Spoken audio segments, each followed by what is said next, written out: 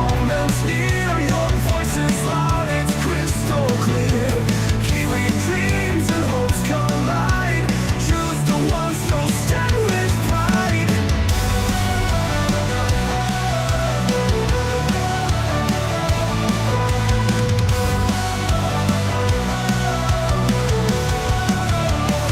It's in the ballot where we belong. Every vote builds a nation strong. Your council, your board, your mayor in line. Together we shape this land divine. The future's written in your hand. A chance to guide and take a stand. Community rising, hearts aligned. In together we shape this land divine.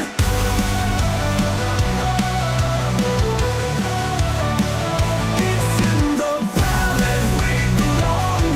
Every vote builds a nation strong. Your council, your board, your mayor in line. Together we shape this land divine. Fusion in your hand, a chance to guide and take a stand. Community rising, hearts aligned. In this moment, powers redefined. It's in the ballot where we belong. Every vote builds a nation strong. Your council, your board, your mayor in line. Together we shape this land divine. It's in the ballot where we belong. Every vote builds a nation strong. Your council, your board, your mayor in line. Together we shape this land divine.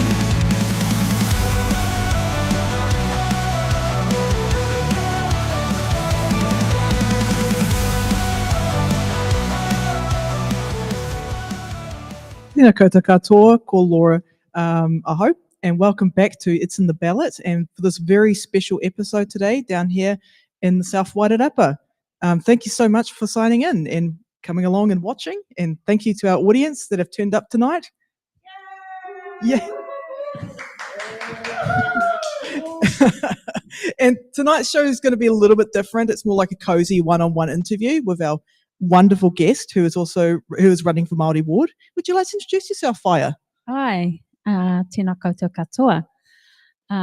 Ko takitimu, ko kurahaupo ngā waka, ko aorangi, ko tararua ngā maunga, ko Wairarapa te moana, ko Ngāti Kahungunu me rangitāne o Wairarapa o ku iwi, ko te whaiti rawa ko Āparo o ku whānau, ko Andrea Rutini Aho. Nō reira, tēnā koutou, tēnā koutou, tēnā koutou katoa. Kia ora, Andrea.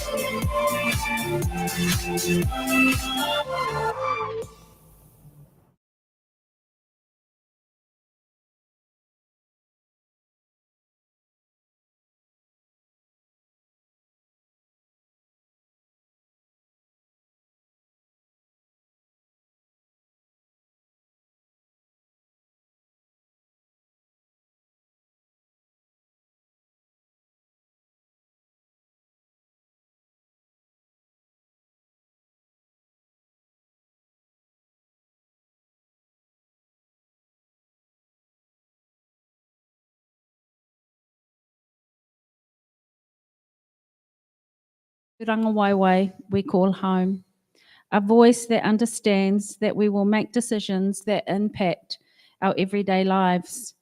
These are mokopuna decisions to me, and why I am standing for Te Karu o Te Ka Māui, the Māori ward in South Wairarapa. Kia ora. Now, I have a whole bunch of questions that I would love to ask you. Are you ready? Ai, haere tonu. Aye. Okay, so the big question, the first one. What political party are you linked to? Well, I'm not linked to any political party, so that was easy. Oh, that's an easy one. Okay. All right. Well, that one's pretty straightforward. Now, here's another question that's kind of related to that. Do you support political party endorsement of local government candidates? No, I would rather central government stayed out of our local communities. I'm happy for them to lean in and help, but not to take over. And what just to kind of add a supplementary onto that, what's the corridor behind that? What's your logic or thinking behind that? Well, what's powerful is actually having local decisions that affect our lives, maintained locally. So it enhances our mana as, people, whānau that live in these places. And that is tino rangatiratanga.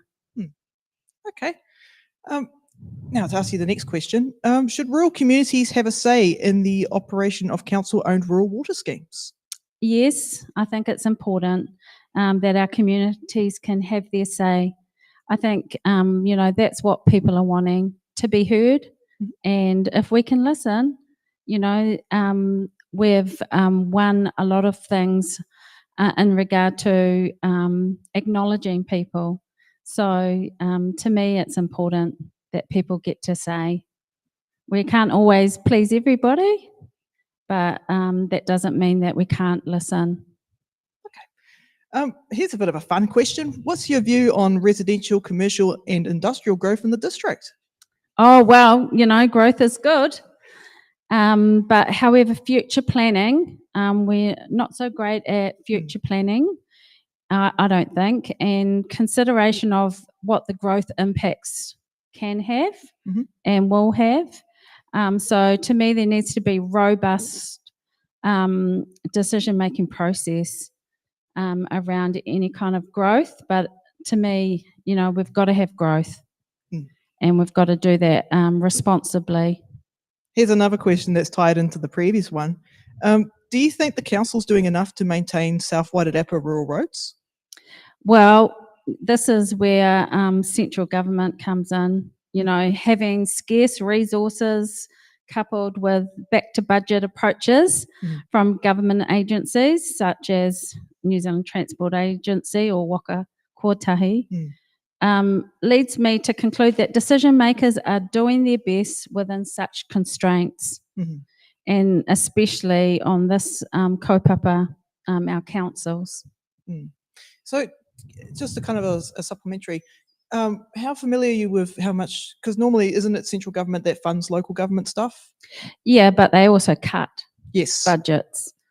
And so, if you're given a set budget, but it costs more, we suffer in the rural communities. Aye. You're not able to meet the needs of the people. That's right. Aye. And not just Māori people, but everyone in the community. Yeah, everyone that lives here. Yeah. Ka pai. So, and here's another question.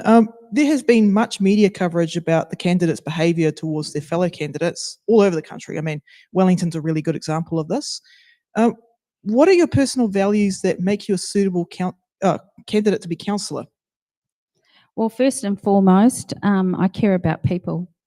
I care about the environment and I care about making good decisions.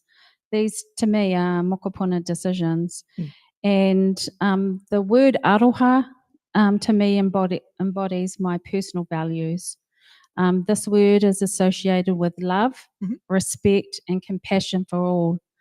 And so if you can come from that place and apply that in whatever you do, I think that's a good start. Excellent. Here's a spicy question. The Government and Taxpayers Union have been accusing councils of being irresponsible with large percentage rate increases. What's your view?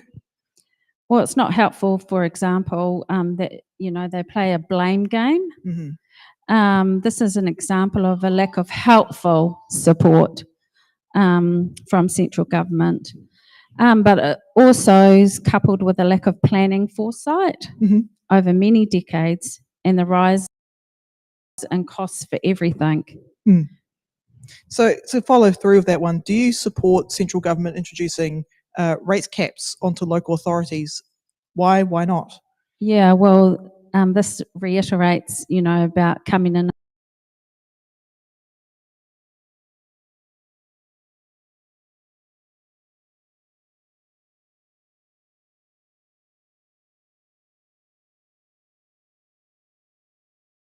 imperative. We got a button from the producer. Ah, okay. Rural communities. Ah, that's rural communities for you. What will you do to fix the internet? I'm just going to check with Starlink to see if we've got.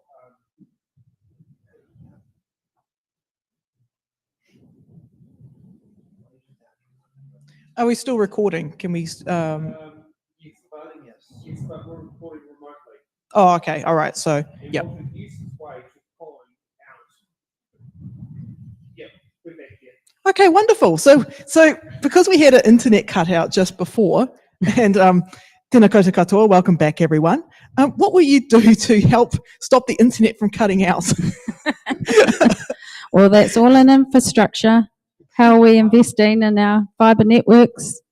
If late equals to this one because we're using Starlink. Oh, using Starlink, so maybe not.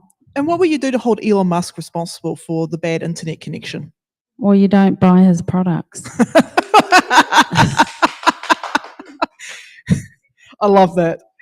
Okay. All right, we'll get back to the paper now. Do you support implementing safer speed limits around our schools within the South Wairarapa district, territorial limits? Absolutely. To me, safety's first. It's really important. Save the communities together. So spending needs to be within budget without increasing rates. What services or luxuries will you stop? So with this question, I It's a would, bit of a weird question, eh? well, it's a little bit like it's really important when you're looking at what you prioritise, how you do that, what is classed as a luxury budget item. So I would actually need to assess current services first, and from there identify what could be classed as luxuries, which I doubt that there's any. So, yeah, that's my answer. Yeah, it's like anything that's kind of like outside of core services. I mean, it's kind of weird how central government's kind of like come out here and defined what's core services when there's so much that goes into running a local community. That's like, right. yeah, They've tried to get rid of it with the 4 wheel banks, yeah. but those things really make a difference. Those little things, Hmm. our libraries, our Yeah. Yep. Parks and swimming pools. Yeah. they really make a difference. So this one, this one is a little bit of a tricky one. How familiar are you with deliberative democracy? Oh well, that everyone gets a say, and that Hey. you have a good consultation process. Yep. So the question goes, how do you plan to use deliberative democracy to ensure residents can directly contribute to the challenges of our urban rural communities face? The key here, it is important that everyone get to have their say. But most importantly, that conversations need to be fair, respectful, and reasonable. That's my non-negotiables. Well done. I agree. Okay. What budget line item would you remove to help bring rates down in South Wairarapa without disrupting basic services? Well, this is relates to the other question It around does, luxuries.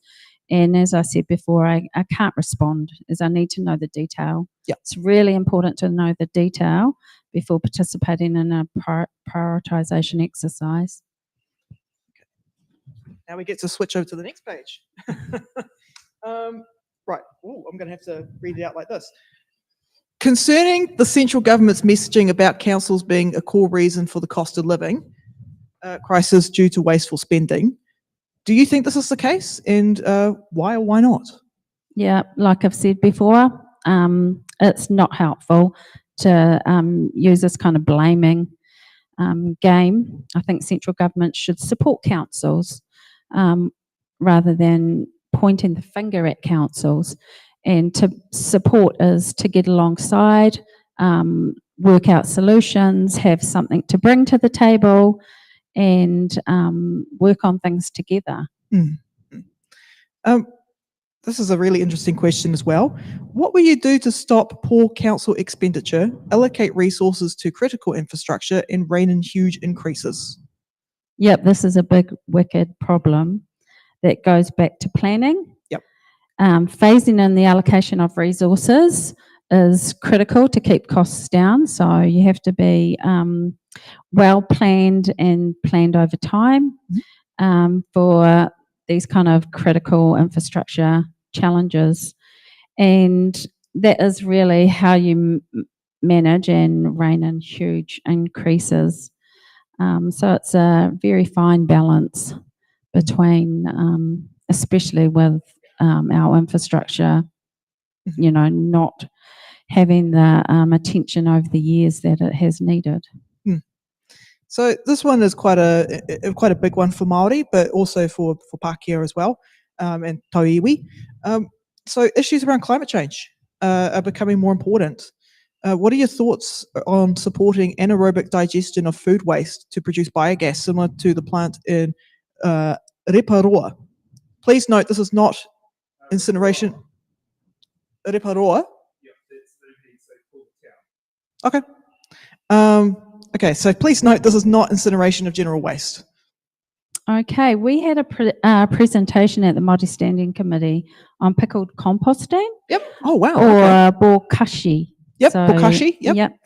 And I was really impressed with that. It seemed to be easy to set up, low cost, and has so many benefits such as improving soil health. Yep. Supports a circular food system where you're transforming food waste into compost to grow more food. And of course, diverts waste from landfill. So I really like that idea. Same here. I'm also a bokashi fan. Okay, here's another one. It's a really good one, actually. Featherston is set to become a growth hub, but there are major challenges before this is a reality. What do you think that the most pressing challenges are, and how would you address them in order of priority? So yes, I have concerns too on these things, and Featherston's infrastructure is a big issue that I see, especially around water. We have flooding, the state of footpaths, and the look and function of like the main street and community wellbeing. It must impact on that as well. So my priority would be really, look at the infrastructure. They have a master plan, Featherston master plan, so continue to implement that. Community wellbeing, to uplift the community. So look at the quick wins and see how you can uplift the community. And then, of course, the beautification. And these things, really make a difference for people, especially with a lot of young families and whānau that live in Featherston. Question Q. We're getting through the list, guys. Council has lost many of the staff who have roading, engineering and planning skills and who have contracted out these activities. This has led to a blowout of costs of work. 40% of roading repair costs go to traffic management. Wow, I didn't even know that. What would be your solution to employing the appropriate staff in council and using local expenditure in businesses rather than outsourcing the work? Well, how could you get iwi involved as well? Yeah, so local expertise is what we're after here. And I'm for using local expertise in businesses is ideal. If it can ensure that the needed skills are employed. Now, we've just done this for Papakainga. Oh, yeah. In Te Whiti o Tutawaki, There we've been able to create the opportunities for whānau in trades to be able to be employed, to use their skills Yep. and do paid work for their whānau and giving back to their whānau while being paid. This, I think, on any decision-making criteria, this should have some weight, so weighted Yep. in any kind of criteria So- where we can use. So getting, this is supplementary to that question, that's more iwi focused. Have you found that getting more iwi involved, iwi members involved, has helped to improve social well-being within iwi? Yeah, well, it's a circular, well, what we would say, this is about whakapapa. Mhm. So where we, live, work, breathe together Yep. as whānui. Hmm. And this incorporates our wider community as well, Mhm. bringing them in so they can also experience manaakitanga Mhm. around that. And it's just our natural way of being. Hmm. So this aligns to this question. Excellent. Okay, so South Wairarapa District Council doesn't have many places where tactical tiles are in use on footpaths to assist users who are visually impaired. I'm visually impaired. Who are visually impaired to know where it's safe to cross the road and what type of crossing they're using. Now, do you consider this to be a core function that the South Wairarapa District Council should provide, or is it a nice to have? Well, the key thing for me here is about the inclusion of residents with disabilities. Mhm. Often I find I work in the health system that those with disabilities are often sidelined in our communities. And to build into decision-making processes, this needs to be weighted as well in that criteria. And I think there's opportunities for joint funding or collaborative ventures to investigate these sorts of helpful things that could be included as well. Nice. So this one on my sheet, it's referring to the Manawatu district, but let's change it to make it a bit more fun. Let's because we're not in the Manawatu, we're in the South Wairarapa. So what are your thoughts about cycle lanes? Like, is cycle lanes a nice to have, or is that an essential piece of infrastructure? Well, one of the core functions of council is in the development of policies. Mhm. So this is also relevant in developing policies that support cycling infrastructure. It's not just recreation either, cycling, it's an effective transport solution. So I just passed my cousin riding her bike. She goes from Carterton to Masterton each day, wow. cycling, rain, hail or storm, it seems. Now that's commitment. And these are solutions that are kind of no-brainers.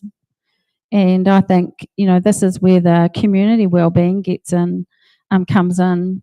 Do you think supplementary? Do you think cycle lanes have a positive or a negative or a neutral economic impact for a region?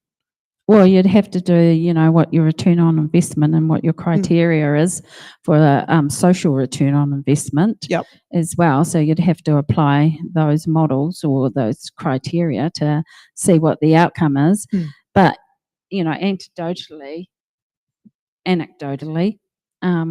really it's, you just ask the cyclists, and that's become a phenomenon more so in New Zealand. Over this, I would say, the last 10 years, where people have been picking up the love of getting out on their bikes, which in Europe, it's incorporated into their societies for generations after generations. So when I look out there, see people cycling, I see that they're loving it. And that's so. Oh yeah, they always fly past my house in Ikitahuna. It's like, oh, they look like they're having fun. Yes, the driver education, I suppose, we need to work on, where people don't get impatient. So now this one's a really important one for Māori. How will you ensure respect, working with differing views, accountability, and transparency? When you come across these behaviours, it's actually naming it or calling it out. Yep. And also, I think it's important to, keep yourself accountable. I know in Te Ao Māori, we've got a lot of nannies and koros and Yep. aunties that will keep us in line. Oh, yes. Don't mess with the kuia. Yeah. And, I'm about wanting to exemplify or role model above the line behaviour. Mhm. And pause to listen when experiencing different views. I think pressing pause is a really good thing to do. So this one is also related. What is your approach to handling controversial and complicated issues? Well, seek first to understand Mhm. and then to be understood. Socialise your perspectives. And as decision makers, communicate the basis on which decisions are made. Hmm. And like I said before, you're not going to please everybody, Mhm. but at least you can be clear and transparent around how decisions were made. Yeah, it also ties into having oraha and manaki as well. Yep. So if you are elected as councillor, or Māori ward in your case, will you decelerate council spending on unwanted grand projects and concentrate on vital, necessary infrastructure needs such as roading? Yep. So as previously said, I will be interested to know the detail. I will review the rationale and the processes used for prioritising resources. So this is a bit of a fun one again. Why do you think that you're right for the role as Māori ward? Well, I have the experience. I sit currently for one of my iwi on Wellington Water Committee. So I have a passion there for that. My iwi also put me on the Māori Standing Committee. Oh, okay. Yep. So I've been the chair of that for the last triennium. Mhm. I've participated in a variety of council processes through these experiences.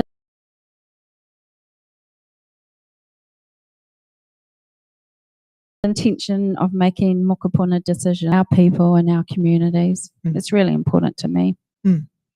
Going back to the roading infrastructure, would you consider advocating for more safe pedestrian crossing on our main arterial routes, such as state highways? Yeah, well, like I said before, safety of people needs to be first. We've done a lot of improvements with the raised pedestrian crossings that we currently have, but I think it would be good to do another assessment, and that would be my first step. Okay. So Auckland Council has recently shifted to taking away recycling bins of people who mix in general waste with their recycling. Should South Wairarapa consider doing the same thing? I think a stepped approach is important in these matters. Further education. I think there should be a warning as well, and then removal of the bins for a period of time. I like that idea. Okay. So what's one big opportunity or challenge you see for the district? The big opportunity. Yeah. And the challenge is tied up with water reforms, having to deal with upgrading water assets and systems. Well, that's going to be a huge task, but it's going to really benefit not only us here and now, but future generations if we can get that right. We'll address, it's time that we did address decades of suboptimal trade-offs in that area. So water is a big whittle, yes. Okay, so do you support household waste food collection to stop organic waste from going to the landfill? Yes, I would like to see food waste disposal stations where residents can drop off their food, scraps. Yep. So then that can be put back into that circular food economy where it can be used productively to grow more food, and that'll be good. Last question before we get to the hard-hitting questions. Yes. What's your biggest priority for the next term, and how do you intend on delivering that? I want to contribute to a strong and robust council. Yep. Who focus on the issues for better outcomes for our communities instead of showing dysfunction. I want to listen before I act to know that decisions impact on people's everyday lives. Being a team player, role modelling respect, being able to work with differing views and keeping myself accountable with my whānui help to my people, to our communities, I think will keep me grounded. Fantastic. Thank you.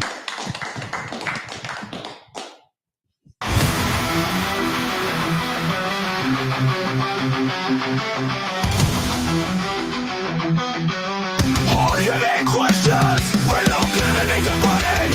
What does a question? Because every candidate has to answer the hard-hitting questions. Welcome back, ladies and gentlemen, and we have got to the hard-hitting question segment.